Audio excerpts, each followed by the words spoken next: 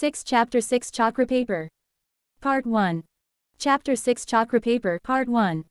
Although Konoha is a village, it cannot be considered small. The Uchiha clan's territory is located at the far edge of the inner circle of Konoha, squeezed into the southwest corner by the Hyuga clan, right next to the village's barrier. However, the training ground number 4 that they wants to reach is located to the north of Konoha, on the high ground behind the Hokage Rock, outside the barrier. This means that in order for the three of them to get from the Uchiha clan territory to there, they first have to bypass the Hyuga clan's estate, follow the Konoha River up to the Ichiraku Avenue, pass by the police force headquarters, the Hokage Tower, and the Sarutobi clan's estate, and then climb up a slope behind the Anbu headquarters, covering about half the distance of Konoha, before they can enter the training ground. Going back and forth like this, without counting the climb, they have to run a distance of around 4 to 5 kilometers. For Uchiha Itachi, it's just a matter of less than 10 minutes, as he can easily use chakra to stick to the soles of his feet and travel in a straight line, crossing mountains and valleys. But for Sasuke, who has just started learning ninjutsu, and for Giyu, who can't yet harness chakra, they can only run along the road with great effort. Or rather, it was only Sasuke who was running with great effort. Even with the lighter food container in his hand, he was already panting like a mammoth on the verge of dying of thirst. By the time he reached the position of the Konoha police force. But in order to be carried home by Itachi, combined with his distinctive Uchiha pride, he had no intention of giving up whatsoever. He closely watched Itachi in front of him, imitating the way the other ninja ran. Bowing down, leaning forward, hands raised like bird wings, small steps with frequent strides, propelling his body forward like a shooting arrow. It is said that ninjas use this running posture to reduce the resistance caused by air while moving forward. It also helps to lower their profile, making it harder for enemies to spot them during pursuits and escapes. Of course, this movement also facilitates the ninja in drawing explosive tags or shurikens and allows artists to avoid complex hand movements when depicting a person in high-speed action. However, looking at the Giyu beside him, he has a completely ordinary running style, as if someone were rushing to a market to grab groceries. Slightly leaning forward, almost upright. Large strides with minimal pushing off the ground, instead constantly taking long steps forward. If it weren't for the fact that he held the lunchbox steadily in his hand, this running style would have appeared quite impressive, but no matter how you looked at it, this had nothing to do with ninjas. What perplexed Sasuke the most was that, even though he was executing the most standard movements according to his brother's description, he couldn't distance himself from Giyu. No matter how fast he increased his speed, Giyu always maintained a relative position with him and Itachi. From the moment they left until now, there hadn't been the slightest change, as if Itachi and himself were carrying him forward.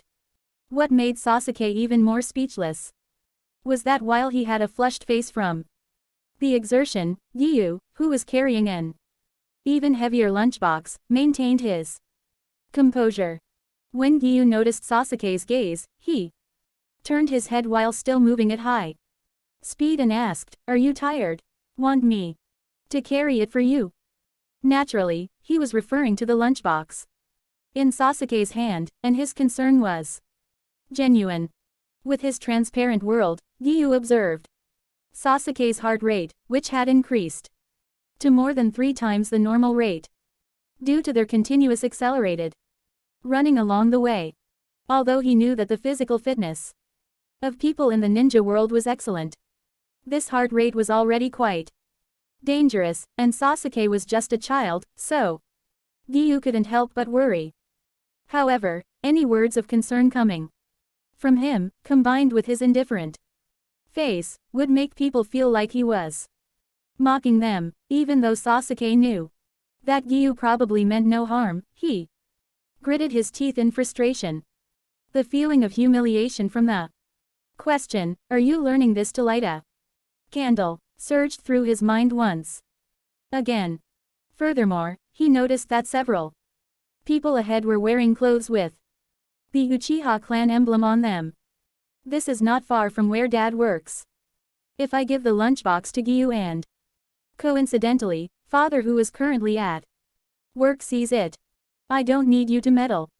He shouted at Giyu, accelerating as if he didn't care about his life. Itachi didn't say anything about it, and accelerated along with him. Giyu had no problem keeping up. In this way, the three brothers maintained a dynamic balance, like three dark gusts of wind passing through the main street of Konoha. They met a watermelon-headed man wearing a tight green suit, who applauded them and shouted, "Keep it up, this is the passionate youth. You have to work hard and sweat it out." Itachi nodded and greeted the man. Sasuke, even though he was almost out of breath, shamefully covered half of his face with one hand. Giyu glanced at the person next to him and felt that if Kyojuro Rengoku were resurrected, he would get along well with this person. After all, they were both the type who would talk to strangers without any reservations, and their voices were loud. Giyu admired this kind of courage. If Kyojuro Rengoku came to complete the resurrection task, it should be easier for everyone. The watermelon-headed man left without looking back, still continuing his encouraging words, causing the vendors on the street to cover their ears and roll their eyes. "Keep your voice down." Kakashi descended from above, yawning and poking the green-skinned person in the lower back. "Oh, Kakashi, falling asleep so early, you're not youthful at all." Might Guy flashed a literal meaning smile and said, "If it weren't for the mission, I would definitely challenge you to see who can climb the Hokage rock first using only their hands. By the way, those three kids we saw earlier looked quite similar, and I have this strange feeling that I've seen that ping-pong paddle-like symbol on their backs somewhere before." The three patrolling guards suddenly turned their heads, giving him a menacing glare. However, upon seeing Kakashi, who possessed Sharingan, standing next to him, they snorted and turned away. They knew he was the henchman of the third Hokage and they were instructed not to engage in conflicts with Kakashi. Merchants and pedestrians cleared the way, staring at the departing guards with various complex expressions. "That's the Uchiha clan emblem. Please, I beg you, don't exhibit your forgetfulness so loudly in front of the guard post." Kakashi sighed and rubbed his forehead. "If a high-ranking ninja like you says such things, others might think you're intentionally mocking them. If Guy becomes the spark that ignites tensions between the village and the Uchiha clan, I don't know what to say. Because my mind is solely focused on this mission, I've cleared out all unnecessary thoughts." Kai looked up, smiled brightly, and said, "But we're all passionate young individuals. They won't misunderstand me because of this. If everyone had your mindset, I wouldn't be so exhausted." Kakashi raised an eyebrow and changed the subject. "By the way, what do you think of those two brats earlier?" After a night of duty, Kakashi once again encountered Giyu. Yesterday, he was curious about the other's strength, he was wondering if it was slightly above average. But today, he saw the other person again, running so fast in that usual posture, yet showing no signs of breathlessness. However, there was indeed no trace of chakra on the other person. Kakashi was not mistaken about that. Can an ordinary person compare to a ninja? Among the people he knew, perhaps only a young guy had such physical qualities. They're both pretty good, especially the young one on the right. Might Guy rubbed his chin. His physical Aptitude suits practicing taijutsu well. It's just that he lacks enthusiasm in his eyes. Doesn't seem like a very passionate child. He then turned to Kakashi, his one exposed dead fish eye. Unlike you, he has a pair of eyes completely devoid of light. But on the other hand, he gives me a sense of reliability. I don't know how. Kakashi nodded. As Might Guy, who had no spare brain. Except for tasks, intuition was his most accurate tool for judgment, more trustworthy than the exaggerated ninja dogs he loved. After all, to a ninja dog with limited strength, most things related to humans were dangerous. That's why he would say such things. Last night, he even considered reporting the boy's special traits to the third Hokage. After all, a combination of gloomy and cold demeanor, plus Uchiha, plus innate talent, was hard not to pay attention to. But if it were known by Danzo, unpleasant things might happen. However, since Might Guy had said so, Kakashi couldn't be bothered with this trivial matter anymore. Just consider it as repaying Shisui a favor. From now on, his mission was to monitor and protect Naruto. Everything else was irrelevant to him. Meanwhile, the three guards who had just passed by returned to their office. After bidding farewell to the senior shinobi and two subordinates, the three of them made their way to the top floor of the guard station, where the captain's office was located. As the senior shinobi opened the door, Fugaku Uchiha stood by the window, holding a cup of tea, his eyes coldly fixed below. He only turned around and took a sip of tea when Kakashi and Guy's figures disappeared at the corner of Ichiraku Ramen's intersection. What's the matter? Fugaku sat down beside the office desk and asked in a calm tone. Patriarch, have you heard the news that Shisui has become the temporary captain of the Anbu under the Hokage? The Jonin's face revealed a hint of anger. That guy, he has openly chosen to stand with the village. I've said it many times, don't call me Patriarch while on duty, and don't discuss clan matters. Fugaku glanced at him. That's just your assumption and hasn't been confirmed. Besides, you heard it too. Shisui is only a temporary captain. Do you have no doubts about that guy? The Jonin furrowed his brow. Fugaku shook his head and picked up a document from the desk, shaking it slightly. Besides, as long as we give Itachi enough time, Shisui's power won't be as important as it used to be. Look, I just arrived here this morning and received a notice from Sandame requesting Itachi to participate in the Chunin exams. A Chunin at the age of 10. A glimmer of light appeared in the Jonin's eyes. Itachi is truly remarkable. Fugaku covered the curve rising from the corner of his mouth with a teacup.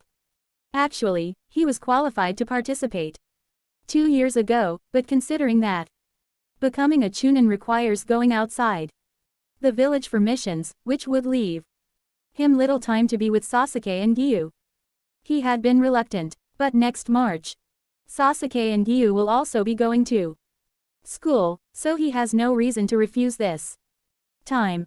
However, given Itachi's pride, he probably won't choose to team up with anyone. Participating in the Chunin exams alone is extremely dangerous, so it's best to assess his level first. What do you mean? The Jonin asked. I remember. Fugaku made a reminiscent expression. The junior who nearly clashed with Itachi in the clan's theater a while ago. His name is Uchiha Enka, right? Recently, many people have approached me regarding him. This kid is quite unruly. That's right, the Jonin nodded. He recently participated in the village's Jonin assessment but was targeted due to conflicts with other candidates, so the one responsible for scoring, Elder Homura, didn't let him pass. He has been somewhat frustrated during this time and eager to do something to prove himself. But among his peers in the clan, he can't beat Shisui. And Itachi has deliberately avoided him. 15 years old, Jonin level, he's quite a genius, Fugaku pondered for a moment. Then tapped the table with his knuckles. He's the one. What do you mean? The Jonin inquired. He wanted to find Itachi, didn't he? Fugaku looked at the Jonin and instructed. During noon, find him and subtly hint her. Let him overhear that Itachi will be training at training ground 4 in Konoha today.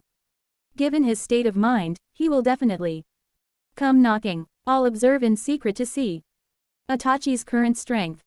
Understood. The Jonin didn't hesitate. The Uchiha clan was a clan that yearned for power and also a clan that sought to test their own strength. They had a martial nature, and battle was their way of proving themselves. I'll take care of it right away.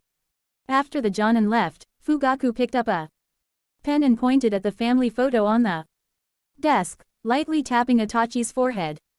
Giyu, from today onwards, you will understand that simply doing household chores won't be enough to take care of Sasuke. In this world, only power can provide a stable life for people. There was one thing Uchiha Fugaku didn't tell the Jonin just now. That is, during noon until afternoon, Itachi still had a C-rank mission to complete, which would take about 1 to 2 hours. By that time, only Sasuke and Giyu would be left at training ground 4. Heh. As the three brothers were about to begin the final 1/3 of their uphill journey, Uchiha Sasuke was panting heavily, as if his chest was filled with a blazing fireball that couldn't be expelled, his empty hand tightly pressed against his side. In order to impress their father, he had just sprinted a distance of over 500 meters, surpassing the limits his age could normally reach. Now, the consequences of overexertion had caught up to his tender body. But Sasuke continued forward in silence, enduring the pain. He didn't want Giyu to see him weaken in agony during their first training session together. Wait a moment. Giyu stopped the running Itachi in front and casually grabbed Sasuke, who was still trying to show off. Before the two could react, he immediately slapped Sasuke in the diaphragm. Not only did this startle Sasuke, but Itachi was also taken aback. They had never seen Giyu resort to physical violence, let alone towards Sasuke. What are you doing? Sasuke, with innocent eyes, held his stomach and took 2 steps back. But the next moment, he noticed that his previously slightly painful abdomen had returned to normal in just a few seconds. Huh. He felt his breathing suddenly become smooth and asked in astonishment, Giyu, what did you do to me just now? Same question, but the tone and intention were completely different from before. Your breathing was too chaotic. Giyu didn't answer but grabbed the food container from Sasuke's hand and said. And it was very inefficient. Inefficient? When Itachi heard this word, he thoughtfully looked at Jeyu's steady chest. And his eyes turned red. He observed silently for a while and then discovered with surprise that Jeyu's breathing rhythm was indeed completely different from theirs. Each time he inhaled or exhaled, it lasted for a long time, more than 10 seconds. And after exhaling, there was an even longer period of breath holding, exceeding 30 seconds. Wait a minute. Itachi widened his eyes. This meant that Giyu only breathed once in about a minute. The reason Itachi hadn't noticed before was that Giyu was incredibly silent and had never made any obvious breathing sounds. And their whole family had grown accustomed to it. Now thinking back, had he been breathing like a tortoise, with this rhythm for so many years? How much lung capacity would it take to achieve this? Itachi listened to Jeyu's guidance on a completely new breathing method for Sasuke while carefully watching Jeyu's fingers precisely pointing out the positions of Sasuke's lungs, trachea, and heart to explain. This demonstrated that Giyu had an extremely deep understanding of human anatomy, far surpassing the average level. of Ninja Academy students. In fact, at this moment, the Sasuke in Giyu's eyes was no longer a cute young boy but a human tissue model composed entirely of bones, blood vessels, muscles, fat, fascia, and skin. In the perspective of the transparent world, let alone an activity like breathing that obviously expanded the lungs, Giyu could see the direction of blood flow, every contraction and stretch of muscles, and every dynamic within Sasuke's body. With great clarity. That's correct. Seeing that Sasuke had already grasped the most basic breathing rhythm, Giyu nodded calmly and then looked at Itachi, saying, "We can continue now." There were no demon or demon slayer core in this world. But as someone who held the title of Water Pillar and possessed the qualifications to pass on basic breathing techniques, it should be no problem for him to teach his family members something that lacked killing power. Just the thought that Sasuke also aspired to become a ninja like Itachi made him feel somewhat unhappy. He just hoped that Sasuke could learn more practical things and skills. Regarding this matter, Giyu and Itachi had reached a consensus, although their methods of realization were somewhat different. After this little incident, the journey to Training Ground 4 went smoothly, with Sasuke mastering the new breathing technique, although it was an uphill path. The amplifying effect of breathing on stamina pleasantly surprised him, and he ran with even more joy. This is Training Ground 4. Itachi pointed to the wide area with hundreds of erected earthen walls, and in the depths, there was a moderately sized lake, resembling the Uchiha training ground. Those earthen walls were the product of earth release, each with different thickness and size, used to test the power of offensive ninjutsu. Even if they were destroyed, there would always be ninja practicing earth release who would come and restore them, making it a recycling system. Let's take a break for a while. Itachi used a ninja blade to cut a piece of earth wall into various sized squares, which would serve as temporary tables and chairs. Ninjas' chakra is the physical energy extracted from their cells. Running for such a long time and hastily letting Sasuke practice ninjutsu might be dangerous. However, in the blink of an eye, Giyu had already taken a picnic tablecloth from the top of the food box and spread it out, placing the snacks made in the morning on the table. There were also 3 large covered bowls of fish soup. Although they were leftovers from last night's meal, they still emitted a mouth-watering aroma. Usually, Uchiha Itachi only brought rice balls. He blinked his eyes. Hopefully, familiar ninjas wouldn't see him and come to freeload on food and drinks. Glancing at Sasuke, who secretly grabbed a few fried shrimp to eat, Itachi sat down next to Giyu and said, "While Sasuke is eating, let me teach you the method of refining chakra." Before Giyu could refuse, Itachi quickly added, "Giyu, I know you don't want to become a ninja, but your Sharingan is likely to activate automatically due to emotional changes. Without chakra, you might faint again next time. Don't you want to worry us, Sasuke, and Mother?" Giyu's expression changed slightly. Itachi knew that Giyu had taken his words to heart.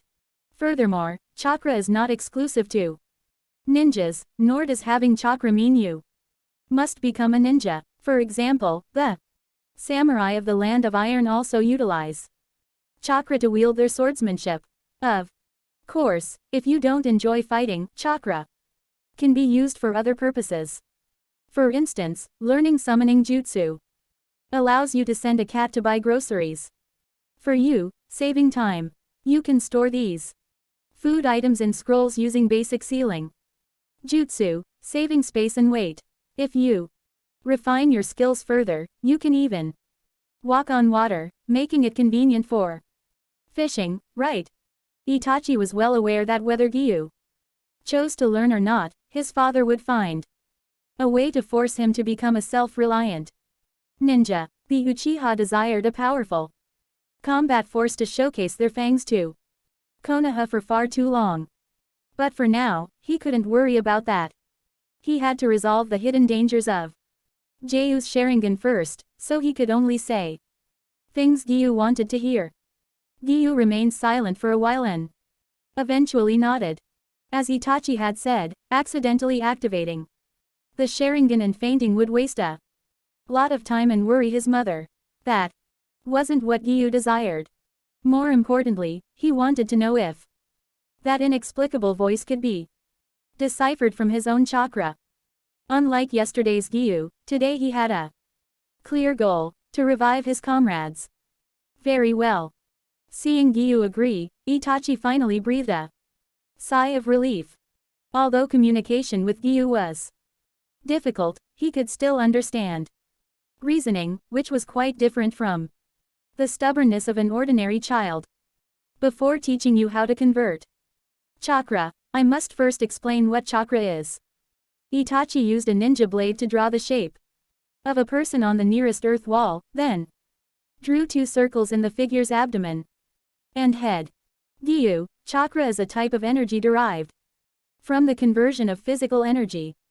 Physical energy is the bodily energy extracted from 130 trillion body cells, combined with spiritual energy gained from training experiences. When you use taijutsu, you directly consume physical energy. However, if you want to use ninjutsu or the Sharingan, you must process and convert physical energy into chakra.